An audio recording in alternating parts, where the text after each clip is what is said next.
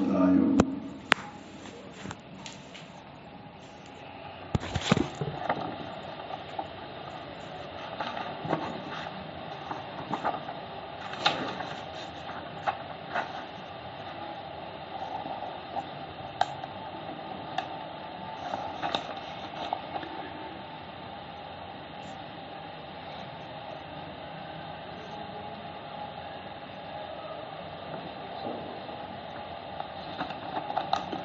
ক সপ্তাহায়নো বালহম ক মহাদ্রি বিধারণম ততনু জায়তে সংখ্যা ব্রজনাথ তমাত্মজে। পরমহংস পরিব্রাজকাচার্য কুলমুকুটমণি শিল সুখদেব গোস্বামী চরণ প্রাপবিষ্ট গঙ্গা তটে দেবর্ষি মহর্ষি রাজর্ষি বৃন্দ পরিবেষ্টিত শিল পরীক্ষিত মহারাজের সভায় যে রূপেতে শ্রীমৎ ভাগবত কথা কীর্তন করিয়াছিলেন, প্রভুপাদ রাধা বিনোদ গোস্বামী মহোদয় তাহার শ্রী ভাগবতামৃত বর্ষিণী টিকাতে তাহারই যাহা আস্বাদনী দিয়াছেন, প্রসঙ্গত অধুনা তাহাই আলোচিত হইতেছে।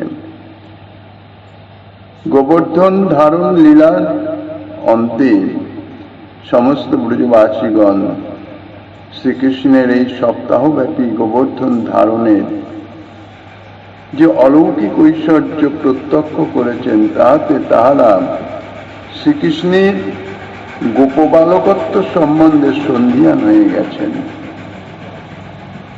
তাই সকলে মিলে মহারাজ নন্দীর নিকটে এসে শ্রীকৃষ্ণের সম্বন্ধে তার বিভিন্ন অলৌকিক কার্যাবলী ইত্যাদি বর্ণনা করে বলছেন, এই 7 বৎসরের শিশুই বা কোথায়, আর সেই মহাশৈল গোবর্ধনই বা কোথায়? অতএব হে ব্রজরাজ, তোমার পুত্রের এই সমস্ত কার্যাবলী দেখে আমাদের মনে নানাবিধ সংশয়ের উদয় হয়েছে। এ সম্বন্ধে গতকাল আমরা কথঞ্চিত আস্বাদন করেছি।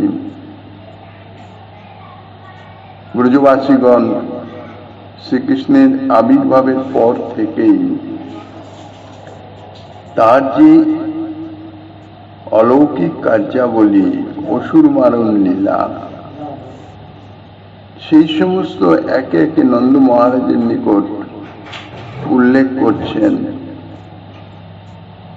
বলছেন, এইভাবে এই বালক যে কত অলৌকিক কার্য করেছে তার আর ইয়ত্তা নাই। তার মধ্যে যে যে কার্য সকলের প্রত্যক্ষ গোচর হয়েছে এবং বিশেষ রূপে উল্লেখযোগ্য, তাই যদি আলোচনা করা যায়, তাহলে তাহাতেই সকলের বিস্ময় সাগরে নিমগ্ন হতে হবে। প্রতিনিয়ত কত অলৌকিক কার্য তো করেছে, ছোট বড় তার কোনো হিসাব নাই। কিন্তু যেগুলো মুখ্য মুখ্য বিশেষ বিশেষ, যাহা সকলের দৃষ্টিগোচর হয়েছে, সেগুলোই যদি আলোচনা করা যায়, তাহলেও বিস্মিত না হয় উপায় নাই। দৃষ্টান্ত দিচ্ছেন ব্রজবাসীগণ, এই বালক যখন মাত্র 6 দিনের শিশু, যখনই আর ভালো করে দৃষ্টিশক্তি উন্মিলন হয় নাই, কিংবা হস্তপদাদি সঞ্চালনের শক্তি প্রকাশ হয় নাই। সাধারণ শিশু জন্মের পরে মাত্র 6 দিন বয়সে তো কোন রকম শক্তি প্রকাশিত হয় না। এমনকি সে সময়ে তার স্বচ্ছন্দ রূপে মাতৃস্তন্য পানেরও শক্তির প্রকাশ হয় না, বিকাশ হয় নাই। সেই 6 দিন বয়সের সময় এই বালক ঘোড়াকৃতি মহাবলশালিনী পুতনা রাক্ষসীর স্তন পান করেছিল। একটা অভিনব ব্যাপার। প্রথমে তো বুঝতে পারে নাই, সে তো একজন সুন্দরী রমণীর বেশ ধারণ করে এসেছিল, সাধারণ মানবীর বেশ। কাজেই তার স্তন্যপান সেটা কিছুটা স্বাভাবিকত্ব আছে। কিন্তু যখন সে রাক্ষসী শরীরে ফিরে এসেছিল, তখনও দেখা গেছে তার স্তনপানই রত। কিন্তু কি আশ্চর্য, এই বালক যেমন অতি মৃদুভাবে অশ্রু সঞ্চালন করে পুতনার স্তন চূষণ করল, অমনি সেই ঘোড়াকৃতি মহাবলশালিনী পুতনা রাক্ষসী যন্ত্রণায় ছটফট ও আর্তনাদ করতে লাগলো, এবং দেখতে দেখতে এই বালককে বক্ষস্থলে ধারণ করেই সে আকাশপথে উড্ডীন হয়ে গোকুলের 6 ক্রোশ দূরবর্তী প্রান্তরে পতিত হয়ে প্রাণ ত্যাগ করল, স্বরূপে বিশালকায় রাক্ষসী স্বরূপে। কাল যেমন কিভাবে জীবের জীবন হরণ করে তা কেউই লক্ষ্য করতে পারে না,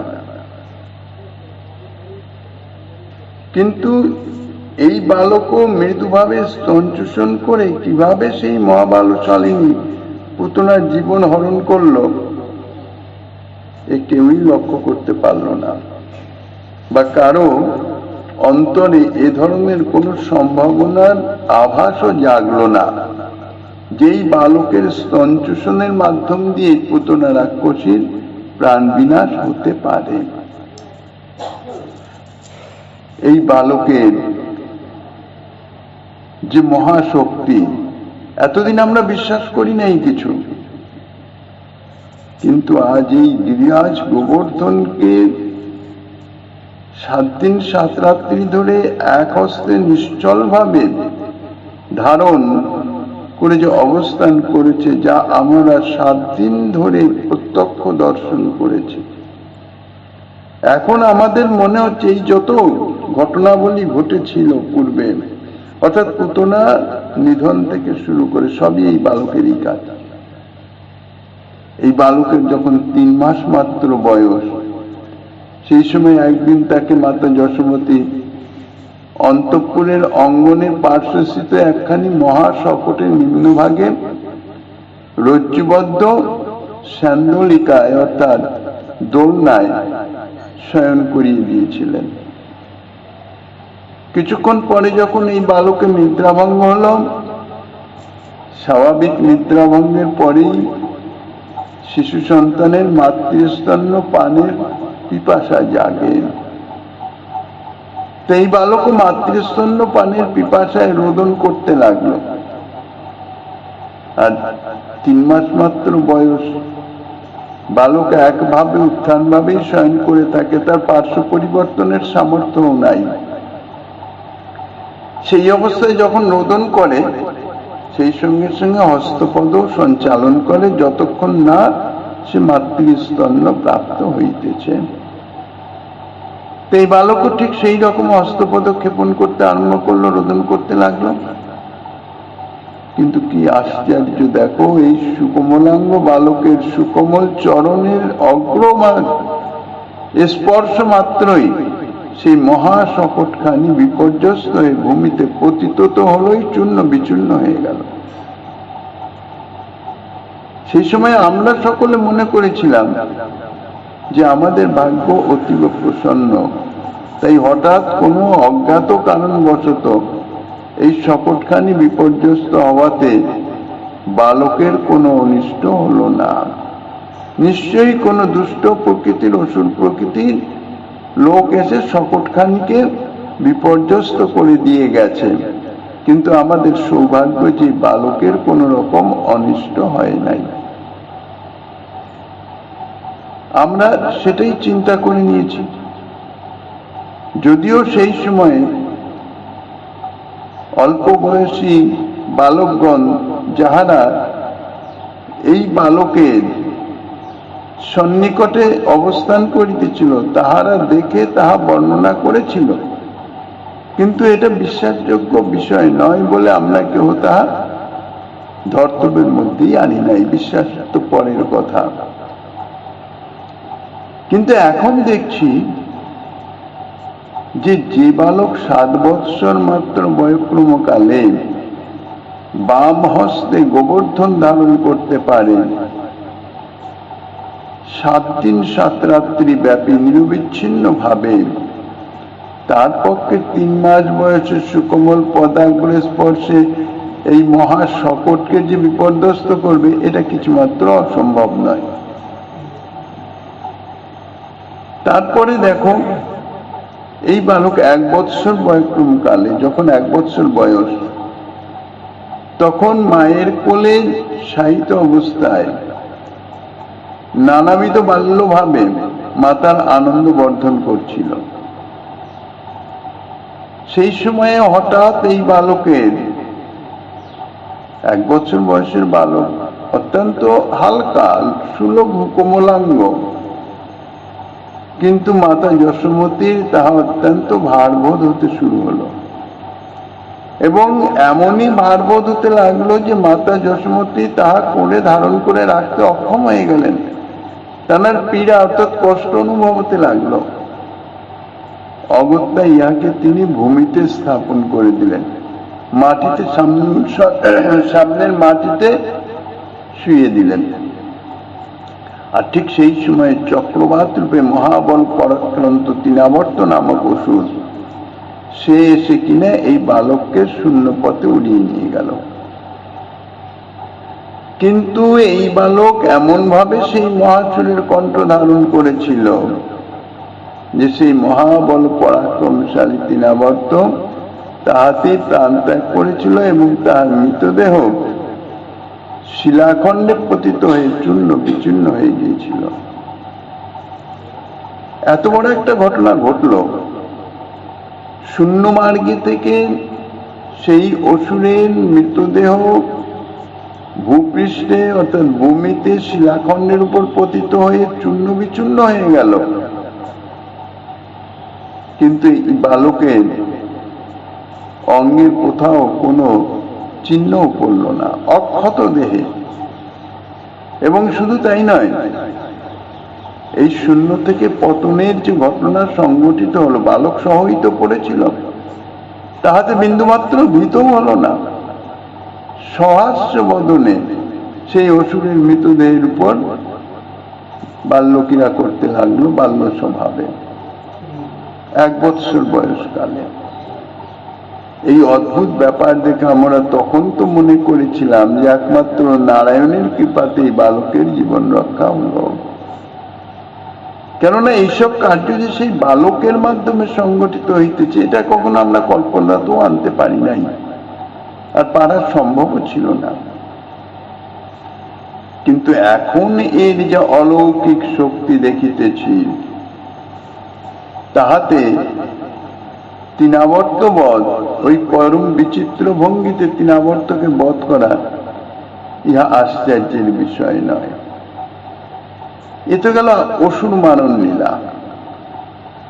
তারপরে অন্যান্য যে সমস্ত লীলা, অর্থাৎ এই বালকের যে নবনীত চৌর্য, দধিবাণ্ড ভঞ্জন ইত্যাদি যে বাল্য চাপল্য দেখে মাতা যশোমতী যখন একে শাসন করবার জন্য উদুকলে বন্ধন করে রেখেছিলেন, তখন এই বালক উদুঘলটিকে আকর্ষণ করতে করতে 2 প্রকাণ্ড অর্জুন বৃক্ষের মধ্যপথ দিয়ে গমন করেছিল, আর তাতে অর্জুন বৃক্ষদ্বয় সমূলে উৎপাটিত হয়েছিল। হে গোপরাজ, যেদিন সেই অর্জুন বৃক্ষদ্বয় সমূলে উৎপাটিত হলো, সেই দিন আমরা কেহ আমাদের নিজ বাসস্থানে বা নন্দ ভবনের আশেপাশে ছিলাম না। আমরা সকলেই ইন্দ্রজাগ অনুষ্ঠানের প্রস্তুতি কর্মে গোবর্ধন তটে গিয়েছিলাম। সেখান থেকে কোথায় সুদূর গোবর্ধন তট, আর কোথায় গোকুলে নন্দ ভবনের সম্মুখে অর্জুন বৃক্ষদ্বয়। সেই বিশাল অর্জুন বৃক্ষদ্বয়ের পতনের যে বজ্রপাতের ন্যায় যে বিকট ধ্বনি, সেই ধ্বনি আমরা গোবর্ধন তট থেকে শুনেছিলাম। সকলেরই তার স্মরণ আছে। এবং কোন আকস্মিক বিপদ আশঙ্কায় অতি দ্রুত বৃহৎ বনে গোকুলে এসে উপস্থিত হলাম, এবং ভূপতিত অর্জুন বৃক্ষ তাহার নিকটে উদুকলে বদ্ধ এই বালককে দেখে বিস্মিত হয়েছিলাম। তখন আমরা অনেক ভেবেছি, অনেক চিন্তা করেছি। কোনো ঝড় নাই, ঝঞ্ঝা নাই, কোনো কিছু নাই। এত বড় বিশাল বৃক্ষ দুটি একসঙ্গে কি করে সমূলে উৎপাটিত হলো, এর কোনো কারণ আমরা নির্দেশ করতে পারি নাই। কিন্তু এই বালককে অক্ষত শরীরে সেই দুই বৃক্ষের মধ্যবর্তী স্থানে খেলা করতে দেখে সেদিনও একইভাবে মনে করেছিলাম নারায়ণের অপার কৃপায় এই বালকের জীবন রক্ষা হয়েছে। কারণ এ তো বালক, এর অঙ্গের উপরে যদি বৃক্ষের কোনো একটি ডালেরও পতন হতো তাহলেই তো এই বালকের জীবন নাশের আশঙ্কা ছিল। তাহলে নারায়ণের অসীম কৃপায় এই বালকের জীবন রক্ষা হয়েছে। কিন্তু এখন কিন্তু আর সেই ধারণা আমরা বজায় রাখতে পারছি না। এখন মনে হচ্ছে এই বালকের গোবর্ধন ধারণের যে মহাপ্রভাব আমরা দেখলাম, আমাদের এই অভ্রান্ত ধারণা জন্মেছে যে এই বালকই সেই বৃক্ষদ্বয়কে উৎপাটিত করেছিল, যা আমরা তখন সিদ্ধান্তে আনতে পারি নাই, বুঝতেও পারি নাই, ভাবতেও পারি নাই।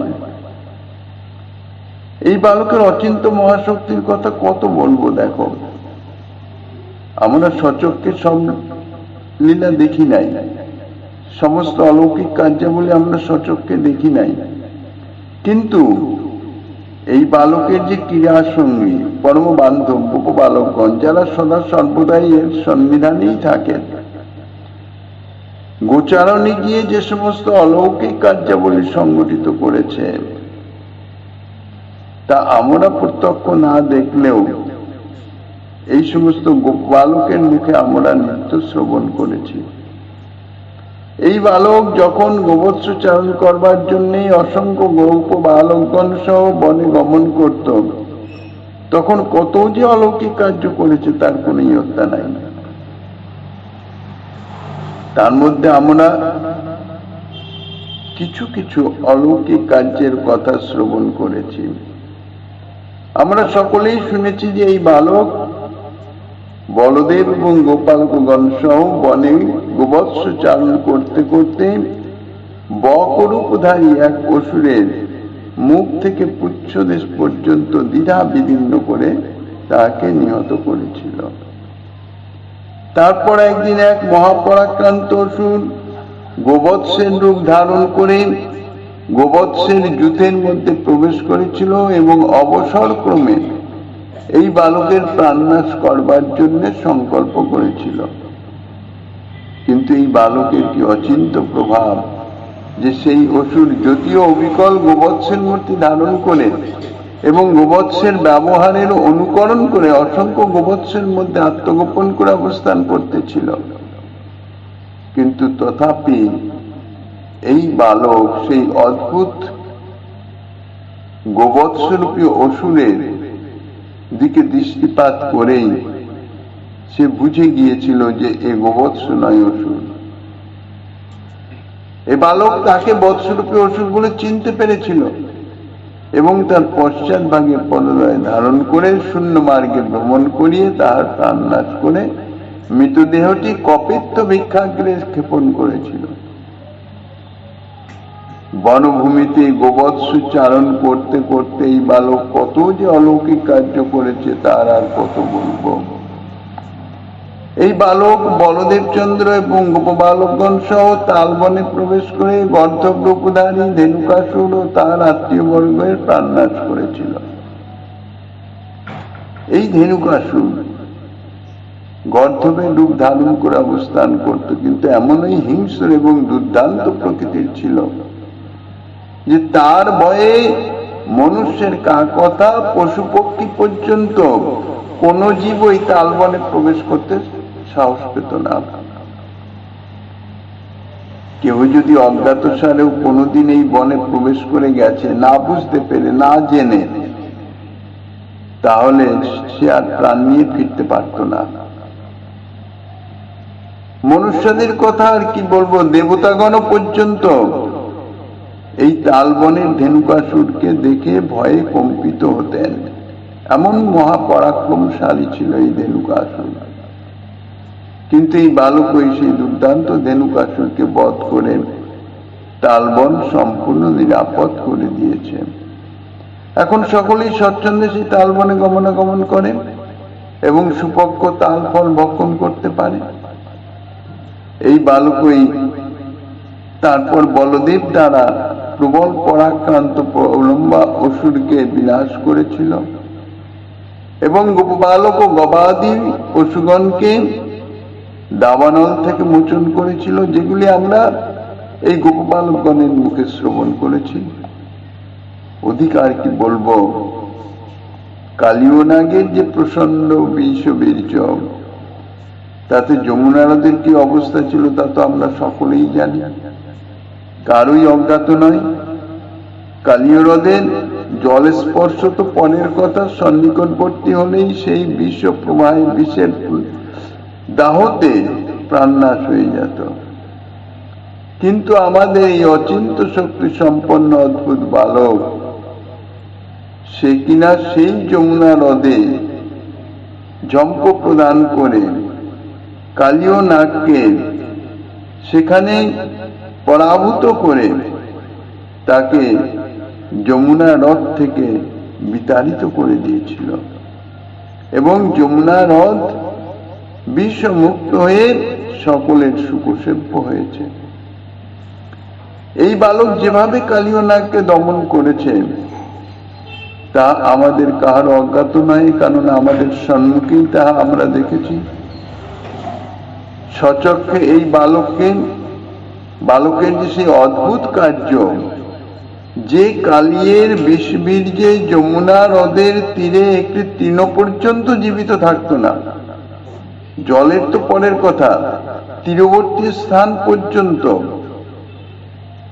এমন বিষযুক্ত হয়ে গিয়েছিল যে কালিয়ের বিষবীর্যে শূন্য মার্গে আকাশচারী যে পক্ষীগণ, তাহারা পর্যন্ত কালীয় হ্রদের উপর দিয়ে যেতে গেলেই তার বিষের প্রভাবে প্রাণ হারিয়ে যমুনা হ্রদে পতিত হয়ে যেত। যে কালিয়ের বিষ নিঃশ্বাস থেকে আত্মরক্ষা করবার জন্য অমরগণ পর্যন্ত বিপর্যস্ত হয়ে পড়েছিল, দেবতাগণ পর্যন্ত বিপর্যস্ত হয়ে পড়েছিল, আর এই বালক অবলীলাক্রমে সেই কালীয় নাগের মস্তকে নৃত্য করতে করতে পদাঘাতে তার শতফনা বিদীর্ণ করে তাকে হীনবল হতদর্প করে চিরদিনের জন্য যমুনা হ্রদ থেকে তাকে নির্বাসিত করে দিল। এই অদ্ভুত বালক এইরূপ কত যে অদ্ভুত কার্য করেছে তার তো কোনো ইয়ত্তা নাই। বালকের এই সমস্ত কার্যাবলী তখন আমরা সম্যক রূপে অনুভবে আনতে পারি নাই, মনে করেছি নারায়ণের অসীম কৃপা। তা এখন এই বালকের এই অদ্ভুত কার্যাবলী পূর্বাপর সমস্ত পর্যালোচনা করলে মনে হয় যে এই বালক কখনো আমাদের মতন সাধারণ মনুষ্য বালক হতে পারে না, অসম্ভব। নিশ্চয়ই মনুষ্যের রূপধারী অখিল ব্রহ্মাণ্ড পালক শ্রী ভগবানই কোন প্রকার অচিন্ত লীলা রস আস্বাদন করবার জন্য আমাদের বংশে অর্থাৎ এই গোপ বংশে অবতীর্ণ হয়েছেন। বালকের যে সমস্ত অদ্ভুত কার্যাবলী আমরা দেখেছি বা আমরা শুনেছি, তাহা যে অতীব বিস্ময়প্রদ তাতে তো বিন্দুমাত্র কারোই সন্দেহ নাই। শুধু তাই নয়, দৃশ্যত দেখা যায় এই বালককে নরনারীর কার কথা, অর্থাৎ আমরা ব্রজবাসীগণের কার কথা, বোঝের যে সমস্ত পশু পক্ষী পর্যন্ত তারাও প্রাণ অপেক্ষা অধিক রূপে ভালোবাসে, যেটা তো কোনো মনুষ্যের পক্ষে সম্ভব নয়। কেননা মনুষ্যের রীতিটা কি, সকলেই নিজ নিজ পুত্রে অত্যাধিক প্রীতি, এটা স্বাভাবিক। শিশুর উপর সকলেরই প্রীতি আছে, কিন্তু নিজের শিশুর উপর যতটা প্রীতি অন্যের শিশুর উপর ততটা প্রীতি কখনোই থাকে না, কখনোই হতে পারে না। কাজেই নিজ নিজ পুত্রের উপর সকলেরই সর্বাধিক প্রীতি বিরাজমান, কিন্তু নিজ পুত্র অপেক্ষাও যে কেউ পরপুত্রকে অধিক ভালোবাসতে পারে তাহা শুধুমাত্র এই বালকের ক্ষেত্রেই দেখা যায়। এই বালক ব্যতীত পুত্রা পিতা দেখাও যায় না, শোনাও যায় না। কেননা এই বালককে সমস্ত ব্রজবাসী নিজ পুত্র অপেক্ষা আরো অধিক প্রীতি করে, ভালোবাসে, স্বাভাবিক প্রীতি, যার কোনো কারণ নাই। এই বালক যেভাবে সকলেরই প্রীতি আকর্ষণ করে, তাতে সতই ইহাই সম্ভাবনা হয় যে সকলেরই প্রীতিপাত্র পরমাত্মাই এই বালক রূপে অবতীর্ণ হয়েছেন। কেননা একমাত্র পরমাত্মাই সকলের প্রীতিপ্রদ সার্বজনীন ভাবে। তাহলে নিশ্চয়ই পরমাত্মাই আমাদের মধ্যে এই বালক রূপে অবতীর্ণ হয়েছেন। তারপরে বালকের যে স্বাভাবিক সৌন্দর্য আদি, তাহাও সকলের প্রীতি আকর্ষণ করতে পারে। এমনি স্বাভাবিকভাবে বালকের সৌন্দর্য সকলকে আকর্ষণ করে ঠিকই, কিন্তু এই বালকের সৌন্দর্যে এমন একটা অভূতপূর্ব আকর্ষণ আছে যে সমস্ত ব্রজবাসী নরনারী তো আছেই, এমনকি পশু পক্ষী কীট পতঙ্গ, এমনকি বৃক্ষলতা দিয়েও যেন কি এক অদ্ভুত আকর্ষণে আকর্ষিত হচ্ছে। আর এই বালকও পশু পক্ষী কীট পতঙ্গ বৃক্ষলতা দিকে যেরূপ ভাবে প্রীতি করে, তাতে স্পষ্টই মনে হয় যে সর্বজীবী অহেতুকী প্রীতিশালী সর্বাত্মা শ্রী ভগবানই এই বালক রূপে অবতীর্ণ হয়েছেন। কোন মনুষ্যের পক্ষে ইহা সম্ভব নয়। এতদিন আমরা এই বিষয়ে কোনো অনুসন্ধান করি নাই, কোন রকম ধ্যান দেই নাই, দৃষ্টি দেই নাই। কিন্তু এখন সমস্ত ঘটনা বলি পর্যালোচনা করলে, মনে মনে যদি বিচার করা যায়, তাহলে এখন দেখিতেছি, যা তাতে বুঝিতেছি যে সর্বাত্মা শ্রী ভগবান ব্যতীত অন্য কেউরই এতাদৃশ সামর্থ্য হতে পারে না। তাহলে সেই সর্বাত্মা শ্রী ভগবানই বালক রূপে আমাদের মধ্যে অবতীর্ণ হয়েছেন। অতএব হে ব্রজনাথ, হে মহারাজ, আপনি যাহাই মনে করুন না কেন, এই বালকের গোবর্ধন ধারণ লীলা দেখা পর্যন্ত আমরা কিছুতেই ইহাকে সাধারণ বালক বলে আর মেনে নিতে পারছি না। আমাদেরই একজন গোপবালক, এটি আমরা কিছুতেই মানতে পারছি না, আর আমরা মনে ধারণা রাখতে পারছি না। 7 বৎসর বয়সে মৃদু কোমলাঙ্গ বালকের পক্ষে সেই গগনস্পর্শী সুদীর্ঘ বিস্তৃত মহাশৈল ধারণ করা কি কোনো প্রকারে সম্ভব হতে পারে? অতএব আমাদের সুদৃঢ় ধারণা যে এই বালক কদাপি প্রাকৃত নর বালক নয়, মনুষ্য বালক নয়, নিশ্চয়ই অচিন্ত লীলা বিলাসী অনন্ত ব্রহ্মাণ্ড পালক শ্রী ভগবানই নরবালক রূপে অবতীর্ণ হয়ে আমাদের বুদ্ধিকে মোহিত করিতেছেন। এবং নিশ্চয়ই অন্তর্নিহিত কোনো রহস্য আছে, কোনো অচিন্ত লীলারস আস্বাদনের জন্যই তিনি আমাদের মতন মনুষ্য রূপ ধারণ করে আমাদের মধ্যে বিরাজিত আছেন। ব্রজবাসীগণ এইভাবে শ্রীকৃষ্ণকে স্বয়ং ভগবানেরই অবতার বলে সিদ্ধান্ত স্থাপন করলেন। নন্দ মহারাজের কাছে তাহাদের বক্তব্য স্থাপন করলেন। তার উত্তরে নন্দ মহারাজ বলছেন, শ্রীনন্দ বাচ শ্রীয়তাং মে বচ গোপা বেতু সংখ্যা চ বহর বকে এইনং কুমার মুদ্দিশ্য গর্গ মে যদুবাচ বন্যাস ত্রয় কিলাস্যাসন গিন্নত অনুযুগং তনুঃ শুক্ল রক্ত তথা পীত ইদানীং কৃষ্ণতাঙ্গতঃ প্রাগয়ং বসুদেবস্য কচ্চিৎ জাতস্তবাত্মজঃ বাসুদেব ইতি শ্রীমান অভিজ্ঞ সম্প্রচক্ষতে বহুনি সন্তি নামানি রূপানি চ সুতস্যতে গুণ কর্মানুরূপানি তন্নহং বেদ নো জনঃ এষু বহ শ্রেয় আধাসৎ গোপ গোকুল নন্দনঃ অনেন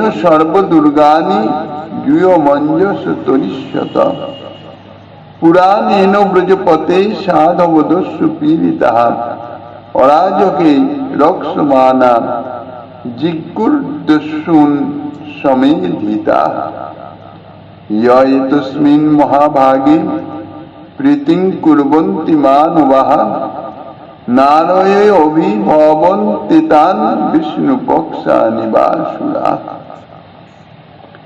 শ্রীনন্দ মহারাজ বলছেন, হে গোপগণ, এই পুত্রকে অর্থাৎ কৃষ্ণকে লক্ষ্য করে গর্গাচার্য আমাকে যাহা বলেছেন তাহা আমার নিকট শ্রবণ করো। তাহলে এই বালক সম্বন্ধে তোমাদের মনে যে সন্দেহের অবকাশ হয়েছে সেই সর্ববিধ সন্দেহ দূর হয়ে যাবে। গর্গাচার্য বলেছেন, এই বালক প্রতি যুগেই দেহ ধারণ করে থাকে। পূর্ববর্তী 3 যুগে ইহার শুক্ল, রক্ত এবং পীত এই 3বিধ বর্ণ ছিল। এবার এই দাপর যুগে কৃষ্ণরূপে জন্মগ্রহণ করেছেন।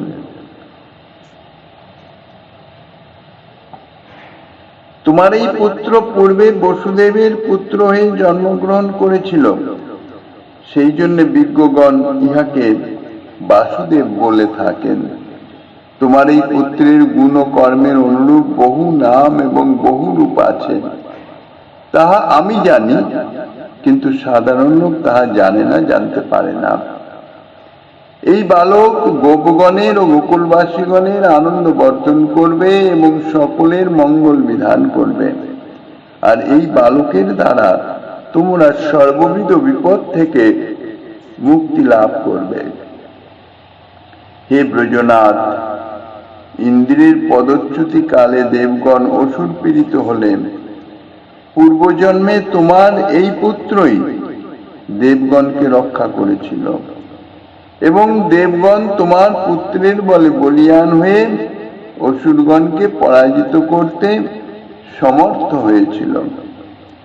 বিষ্ণুপক্ষীয় ব্যক্তিগণকে যেমন অসুরগণ কদাপি পরাভূত করতে পারে না, সেইরূপ যে সমস্ত ভাগ্যবান ব্যক্তি তোমার এই পুত্রকে ভালোবাসবে, প্রীতি করবে, সেবা করবে, তাহার বাহ্যিক কিংবা আন্তরিক অর্থাৎ ইহলৌকিক এবং পারলৌকিক কোন অবস্থাতেই কোন শত্রু কদাপি তাহাকে পরাভূত করতে পারবে না। তস্মাৎ নন্দ কুমারোয়ং নারায়ণ সমগুণৈ শ্রিয়া কীর্তানুভাবেন তৎকর্মসু ন বিস্ময়ঃ ইত্যুত্তমং সমাদিশ্য গর্গে চ স্বগৃহং গতে মন্যে নারায়ণস্যাংশং কৃষ্ণ মক্লিষ্টকারিণম। অতএব হে নন্দ, তোমার এই পুত্র সম্পদ, সুযশ, প্রতাপ ও গুণে নারায়ণের তুল্য, সুতরাং ইহার কোনো কার্যই বিস্মিত হবার কারণ নাই। গর্গাচার্য আমাকে এই প্রকার আদেশ করে নিজ গৃহে গমন করেছিলেন। সেই থেকে আমি এই বালককে নারায়ণের অংশ এবং অনায়াসে সর্বকর্ম সাধনে সমর্থ বলেই মনে করি। গোবর্ধন ধারণে শ্রীকৃষ্ণের ঐশ্বর্যের যে বিকাশ, যা দেখে ব্রজবাসী গোপগণ একেবারে বিস্মিত হয়ে পড়েছিলেন এবং গোপরাজ নন্দের নিকটে গিয়ে নানাভাবে তাই বর্ণনা করলেন। যদিও ব্রজবাসী গোপগণ তারা শুদ্ধ বাৎসল্য প্রেমবান, কোন রকম ঐশ্বর্য তাহাদের হৃদয়কে প্রভাবিত করতে পারে না। বিশুদ্ধ মাধুর্যে সেখানে ঐশ্বর্য প্রকাশের অধিকার নাই। ঐশ্বর্য দেখলেও নাহি মানে কেবলা ভক্তি, তারা কেবলা ভক্ত। তথাপি যেন শ্রীকৃষ্ণের এই পরম ঐশ্বর্য দর্শনে তাহাদের সেই যে স্বভাবসিদ্ধ ভাব, নিত্য ভাব, সেই স্বভাবসিদ্ধ ভাব বিচলিত হয়ে উঠল। সকলেই এক বাক্যে প্রতিপাদন করলেন যে শ্রীকৃষ্ণ সাধারণ গোপবালক হতেই পারেন না, অখিল ব্রহ্মাণ্ড পালক শ্রী ভগবানই গোপবালক রূপে ব্রজে অবতীর্ণ হয়ে এই সমস্ত বিচিত্র লীলা কার্য করিতেছেন। ব্রজবাসী গোপগণের এই সমস্ত বাক্য শ্রবণ করে গোপরাজ নন্দ তিনি কিন্তু একটুও কিছুমাত্র বিচলিত হলেন না। মন্দরগিরি পতনে যেমন ক্ষীরসাগরের কোন প্রকার বিক্ষোভ হয় নাই, সেইরূপ গোগণের যতই যুক্তি তর্ক ইত্যাদি দিয়ে শ্রীকৃষ্ণকে ভগবান বলে স্থাপন করবার জন্য চেষ্টা করছেন, তাদের সেই কথায় গোপরাজের বাৎসল্য প্রেম সাগর অনুমাত্র বিক্ষুব্ধ হল না। অর্থাৎ তাহার বাৎসল্য, শুদ্ধ বাৎসল্য প্রেমে শ্রীকৃষ্ণকে ভগবানের অবতার ইত্যাদি এরকম কোন রকম ধারণা সেখানে আর এলো না। ব্রজবাসীগণের কথা শুনে তিনি মৃদু হাস্য করতে লাগলেন। মৃদু মৃদু হাস্য করতে করতে ধীর ভাবে গোপগণকে বলছেন, হে গোপগণ, তোমরা আমার পুত্রের অলৌকিক ব্যবহার দেখে কিছুমাত্র বিচলিত হইও না। কৃষ্ণ আমাদের সকলের পরম স্নেহ পাত্র, প্রীতির পাত্র, এবং সে 7 বৎসরের বালক ব্যতীত যথার্থ আর কিছুই নয়। আমাদেরই পুত্র, আমাদেরই মতন একজন। তবে হ্যাঁ, তার যে সমস্ত অলৌকিক কার্যাবলী তোমরা দেখেছ, যা দেখে তোমরা বিস্মিত হতেছ এবং তাকে ঈশ্বর বলে ধারণা করিতেছ, স্বয়ং ভগবান ঈশ্বরই আমাদের মধ্যে এই রূপ ধারণ করে অবতীর্ণ হয়েছেন। সেই সমস্ত অলৌকিক কার্যাবলীর কথা আমি জানি এই বালকের যখন নামকরণ করা হয়েছিল। সেই নামকরণের সময়ে মহাতপা গর্গাচার্য তিনি ভবিষ্যৎ বাণীর মাধ্যমে এই সমস্ত অভূতপূর্ব শক্তি প্রকাশের কথা বলে গেছেন। তোমরা এই বালককে ঈশ্বর জ্ঞান না করে সকলে মিলে আশীর্বাদ করো, আমারই বালক, তোমাদেরই একজন, তোমাদেরই বালক, যেন এই বালক দীর্ঘ জীবন লাভ করে নিরন্তর নানাবিধ এই অলৌকিক কার্য করে ব্রজজনের আনন্দ বর্ধন করে এবং এই ব্রজরাজ্য পালন করে। এখন এই বালকের যখন নামকরণ হয়েছিল, আনুষ্ঠানিকভাবে তো হয় নাই, অত্যন্ত সংগোপনে হয়েছিল। তোমাদের কাউকে আমি বলি নাই, কিছু অসুবিধা ছিল সেই কারণে। মুখ্য অসুবিধা গর্গাচার্য মহাতপা জ্যোতিষাচার্য, ভূত ভবিষ্যৎ দ্রষ্টা, তার হঠাৎ আগমনে পুত্রের নামকরণের বাসনা মনে জাগায় তাহার চরণে প্রার্থনা করাতে তিনি নামকরণে অস্বীকার করলেন না, কিন্তু একটি বিপদের সম্ভাবনার কথা আমাকে শুনিয়েছিলেন যে আমি যাদবগণের কুলপুরোহিত, তোমার কুলপুরোহিত তো সান্ডিল্য ঋষি আছেন। সাধারণত ওই নামকরণ সংস্কার ইত্যাদি যে সমস্ত সংস্কার করা হয় তাহা নিজ কুলপুরোহিতের দ্বারাই করা হয়। এখন আমি যদি তোমার পুত্রের নামকরণ করি, আর তোমার তো স্বভাবই আছে কোনো একটু কিছু ছলছুতা পেলে সমস্ত ব্রজবাসী নিয়ে তুমি আনন্দে মত্ত হয়ে যাও, উৎসব শুরু করে দাও। সেই সংবাদ যখন মথুরায় কংসের কাছে পৌঁছাবে, স্বাভাবিক ওর মনে সন্দেহ জাগবে যে যাদবগণের পুরোহিত কেন নন্দ মহারাজের পুত্রের নামকরণ করিতেছে। তাহলে যাহা শোনা গেছে অষ্টভুজা মহাদেবী তিনি যা শূন্য মার্গে থেকে বলেছিলেন যে তোমার কাল কোথাও না কোথাও জন্মগ্রহণ করেছে, অর্থাৎ বসুদেবের অষ্টম গর্ভের সন্তান এই পুত্রই হবে নিশ্চিত।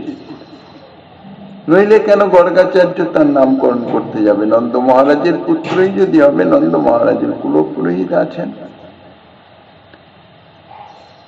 কিন্তু এত বড় একজন ত্রিকালজ্ঞ ঋষি এসছেন, তার মাধ্যমে নামকরণ হলেন, নামকরণ সংস্কার হলে পুত্রের কল্যাণ হবে, এটি চিন্তা করে আমি ঋষিবরকে বলেছিলাম যে এটি কংস জানতে পারলে তবেই তো কংসের মনে সন্দেহ আসবে এবং ব্রজের রাজ্যের উপরে আক্রমণ ইত্যাদি অসুবিধা সৃষ্টি করতে পারে। আমি অত্যন্ত সংগোপনে করব, কেউই জানতে পারবে না। সেই জন্য অত্যন্ত সংগোপনেই নামকরণ সংস্কার করা হয়েছিল। এবং সেই সময়ে মহাত্মা গর্গাচার্য অতি সংগোপনে আমাকে যা যা বলেছিলেন সে কথা আমি এতদিন তোমাদের নিকট প্রকাশ করি নাই। কিন্তু আজ আমি তোমাদের এই যে কৃষ্ণের প্রতি যে একটি অবিশ্বাস এসছে, আমাদের মতন গোপবালক নয়, সেই জন্য তোমাদের বলিতেছি, তোমরা শ্রবণ করো। নামকরণ সংস্কারের সময় গর্গাচার্য যে সমস্ত কথা বলেছিলেন তা শুনলে তোমরা বুঝতে পারবে যে এই বালকের এই যে অলৌকিক কার্যাবলী যা তোমরা দেখেছ বা শুনেছ, এই অলৌকিক কার্যাবলী এই বালকের মাধ্যম দিয়ে কিভাবে সংগঠিত হচ্ছে, এই সমস্ত অলৌকিক কার্য করবার শক্তি সে কোথা থেকে লাভ করছে।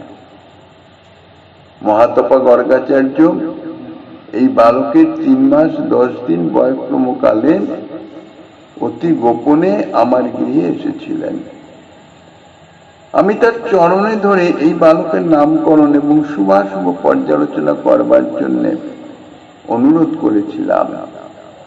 তিনি কৃপাবরবশ হয়ে এই বালকের নামকরণ করে ইয়ার অতীত জন্মের যে বিবরণ, বর্তমান জন্মের এবং ভবিষ্যৎ কার্যাবলী, কারণ তিনি ভূত ভবিষ্যৎ জ্ঞাতা ত্রিকালজ্ঞ, এই বালকের অতীতকালে কি কি করে এসছে না এসছে তাও তিনি দেখছেন, জানতে পারছেন, আবার ভবিষ্যতে কি করবেন তাও তিনি জানতে পারছেন। এই সমস্ত কার্যাবলীর কথা, অতীত এবং ভবিষ্যৎ আর বর্তমান তো আছে, তন্ন তন্ন করে তিনি আমাকে বলে গেছেন। তিনি বলেছেন যে এই বালক শুধু এই যুগে আমাদের পুত্ররূপে জন্মগ্রহণ করেছে তাহা নয়, এই বালক সত্য, তেতা, দাপর, কলি 4 যুগে 4 বর্ণের দেহ ধারণ করে অবতীর্ণ হয়ে থাকে। তার মধ্যে পূর্ব সত্য যুগে এই বালকের শুক্লবর্ণ, ত্রেতায় রক্তবর্ণ এবং কলিতে পীতবর্ণ দেহ ছিল, আর এটি দাপর যুগ চলছে। ইদানিং এই দাপর যুগে কৃষ্ণবর্ণ দেহ ধারণ করে অবতীর্ণ হয়েছে। এই জন্যে এই বালকের গায়ের রং কৃষ্ণবর্ণ। এই বালক কোন কালে পূর্বে বসুদেবের পুত্র রূপেও জন্মগ্রহণ করেছিল। এই জন্য যারা বিজ্ঞগণ, যারা ভবিষ্যৎ দ্রষ্টা, ভূত ভবিষ্যৎ দ্রষ্টা, তারা বসুদেবের পুত্র হিসাবে ইহাকে বাসুদেব বলেও সম্বোধন করে থাকেন। এই বালকের অসংখ্য অসংখ্য গুণ এবং অসংখ্য অসংখ্য কর্ম, সেই গুণ ও কর্মের অনুরূপ এই বালকের অসংখ্য নাম ও রূপও আছে। গর্গাচার্য বলেছিলেন, আমি ত্রিকালদর্শী বলে সেই সমস্তের সম্যক নয়, কথঞ্চিত আমি জ্ঞাত আছি, অর্থাৎ কিছু কিছু আমি জানি। কিন্তু অন্য কেহ, অর্থাৎ সাধারণ লোকে এই বালকের গুণ এবং কর্মের সম্বন্ধে কিছুই জানে না। এই বালক গোকুলবাসী সর্বজীবগণের, বিশেষত গোপগণের সর্ববিধ মঙ্গল বিধান করে আনন্দ বর্ধন করবে। এই বালক শুধু তাই নয়, তোমাদের যত যত বিপদ আপদ আছে সমস্ত মহা বিপদ থেকে অনায়াসে কোন রকম প্রয়াসই যেন করতে হবে না, এরকম ভাবে তোমাদের সকলকে বিপদ মুক্ত করে দেয়। এক সময় জগতে অরাজকতা উপস্থিত হওয়ায় সাধুগণ দস্যুপীড়িত হয়েছিলেন, কিন্তু পরিশেষে এই বালকের মহাশক্তি প্রভাবে সাধুগণ শক্তি সম্পন্ন হয়ে অনায়াসে দস্যু দমন করতে সমর্থ হয়েছিল। যে সমস্ত সৌভাগ্য সম্পন্ন ব্যক্তি এই বালককে ভালোবাসতে পারবে তাহাদের আর কোনো অমঙ্গল হবার সম্ভাবনা থাকবে না। শ্রী নারায়ণ চরণাশ্রিত ব্যক্তিকে, অর্থাৎ যাহারা শ্রী নারায়ণের চরণ ভজনা করেন, নারায়ণের চরণ শরণাগত আশ্রিত আশ্রয় গ্রহণ করেন, তাহাদের যেমন কোনো অসুর কোনো প্রকারেই পরাভূত করতে পারে না, কোনো অমঙ্গল সাধন করতে পারে না, সেইরূপ যাহারা এই বালককে আশ্রয় করবেন, এই বালকের আশ্রিত হবেন, তাহাদিগকেও কোন শত্রু কদাপি কোন রূপে কোনোভাবে পরাভূত করতে পারবে না, কষ্ট প্রদান করতে পারবে না। এইভাবে নন্দ মহারাজ ব্রজবাসীগণকে গর্গাচার্যের উক্তি যাহা নামকরণের সময় সে সম্বন্ধে আরো যাহা কিছু বলতেছেন, শ্রীমন মহাপ্রভু গিরিজায় কৃপা হলে আগামী দিন আস্বাদনের বাসনা রেখে অধ্যকার ভাগবতী কথা এখানেই বিশ্রাম।